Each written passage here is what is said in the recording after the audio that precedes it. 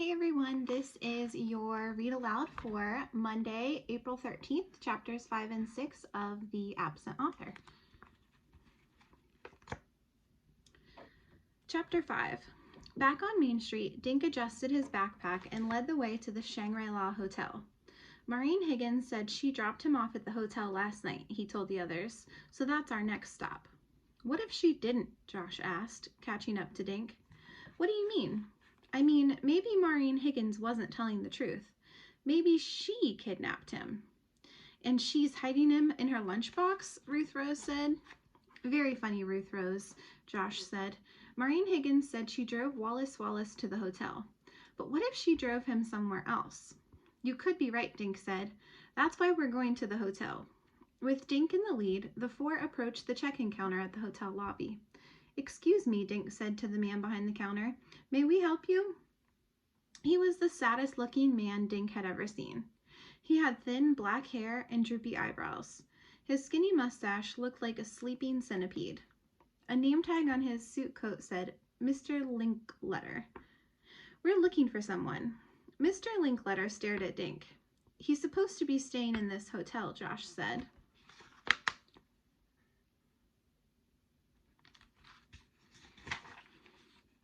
The man twitched his mustache at Josh.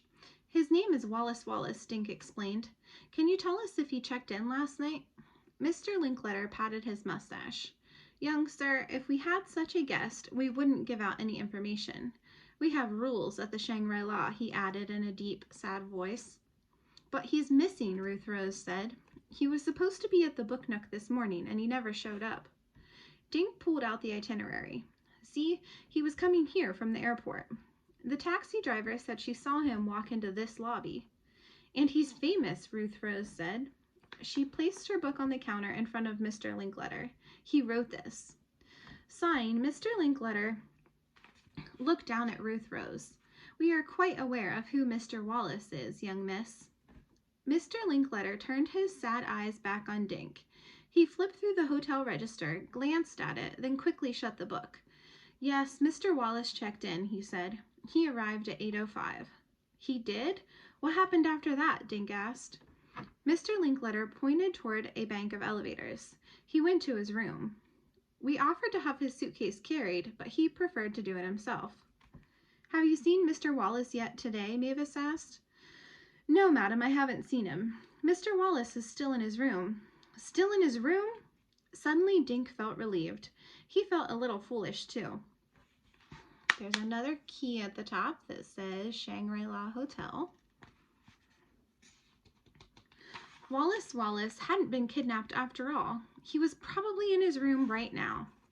Can you call him? Dink asked. Mr. Linkletter tapped his fingers on the closed hotel register. He patted his mustache and squinted his eyes at Dink. Please, Dink said. We just want to make sure he's okay. Finally, Mr. Linkletter turned around. He stepped a few feet away and picked up a red telephone. As soon as his back was turned, Josh grabbed the hotel register. He quickly found yesterday's page. Dink and the others crowded around Josh for a peek. Dink immediately recognized Wallace's signature, scrawled in big loopy letters. He had checked in to room 303 at 8:05 last night. Dink pulled out his letter from Wallace and compared the two signatures. They were exactly the same. Josh dug his elbow into Dink's side. Look, he whispered. Josh was pointing at the next line in the register. Room 302 had been printed there. Check-in time was 8:15.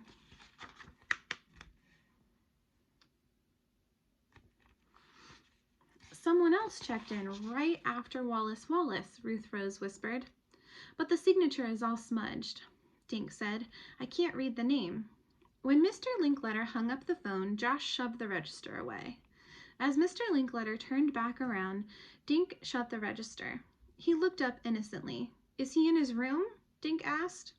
I don't know, Mr. Linkletter tapped his fingers on his mustache. There was no answer. Dink's stomach dropped. His mind raced.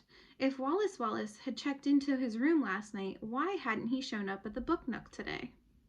And why wasn't he answering his phone? Maybe Wallace Wallace had been kidnapped after all. Chapter 6. Dink stared at Mr. Linkletter. No answer? Are you sure? Mr. Linkletter nodded. He looked puzzled. Perhaps he's resting and doesn't want to be disturbed. Can we go up and see? Ruth Rose smiled sweetly at Mr. Linkletter. Then we'd know for sure. Mr. Linkletter shook his head. We cannot disturb our guests, young miss. We have rules at the Shangri-La. Now, good day, and thank you. Ruth Rose opened her mouth. But Miss... Good day, Mr. Linkletter said firmly again. Dink and the others walked toward the door. Something smells fishy, muttered Dink. Yeah, Josh said, and I think it's that Linkletter guy. See how he tried to hide the register? Then he turned his back? Maybe he didn't even call room 303.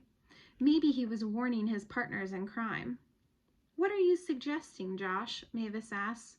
Maybe Mr. Linkletter is the kidnapper, Josh said. He was the last one to see Wallace Wallace.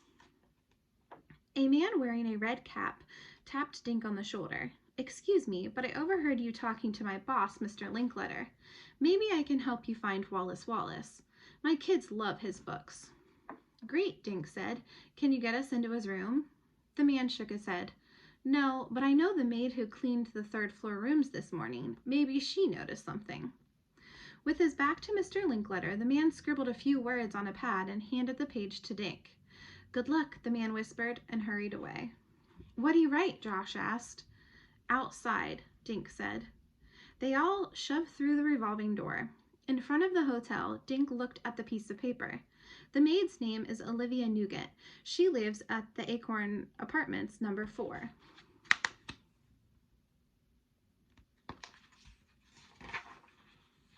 Livy Nugent. I know her, Ruth Rose said. She used to be my babysitter. The Acorn is right around the corner on Oak Street, Dink said. Let's go. Soon all 4 were standing in front of Livy Nugent's door. She answered it with a baby in her arms. Another little kid held onto her leg and stared at Dink and the others.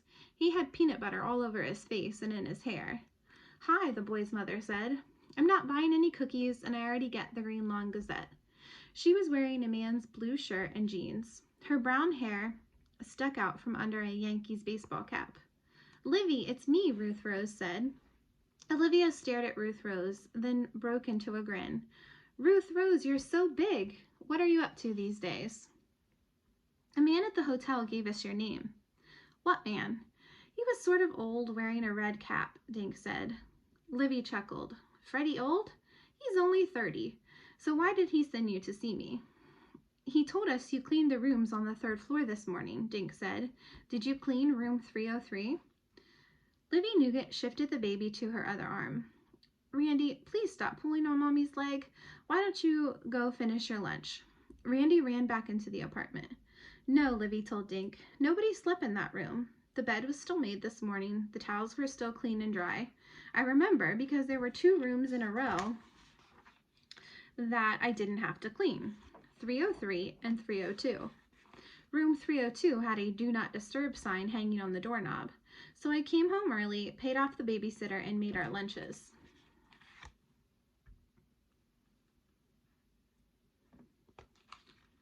But Mr. Linkletter told us Wallace Wallace checked into room 303 last night, Ruth Rose said. Not the Wallace Wallace, the mystery writer? My kid sister devours his books. Dink nodded. He was supposed to sign books at the Book Nook this morning, but he never showed up. We even saw his signature on the hotel register, Ruth Rose said. Well, Wallace Wallace might have signed in, but he never slept in that room, Livy grinned, unless he's a ghost. I wonder if Mr. Linkletter could have made a mistake about the room number, Mavis suggested quietly. Livy smiled at Mavis. You must not be from around here. Mr. Linkletter never makes mistakes. So, Wallace Wallace signed in, but he didn't sleep in his room, said Dink. There's another key that still says Shangri-La Hotel. That means someone must have kidnapped him before he went to bed, Josh said. Livy's eyes bugged. Kidnapped? Geez, Mr. Linkletter will have a fit. She imitated his voice. We have rules about kidnappings at the Shangri-La. Everyone except Dink laughed. All he could think about was Wallace Wallace, his favorite author, kidnapped. Suddenly, a crash came from inside the apartment. Oops, gotta run, Livy said. Randy is playing bulldozer with his baby sister's stroller again. I hope you find Wallace Wallace. My kid sister will die if he doesn't write another book. They walked slowly back to Main Street. Dink felt as though his brain was spinning around inside his head. Now he felt certain that Wallace Wallace had been kidnapped. But who did it and when? And where was Wallace Wallace being kept? Guys, I'm feeling confused, he said. Can we just sit somewhere and go over the facts again? Good idea, Josh said. I always think better when I'm eating. I'm feeling a bit peckish too, Mavis said. I need a quiet cup of tea and a sandwich. Should we meet again after lunch? Ruth Rose looked at her watch. Let's meet at 2 o'clock. Where? Josh asked. Back at the hotel. Dink peered through the door glass at Mr. Linkletter. Unless Maureen Higgins and Mr. Linkletter are both lying, he said. Wallace Wallace walked into the Shangri-La last night and never came out.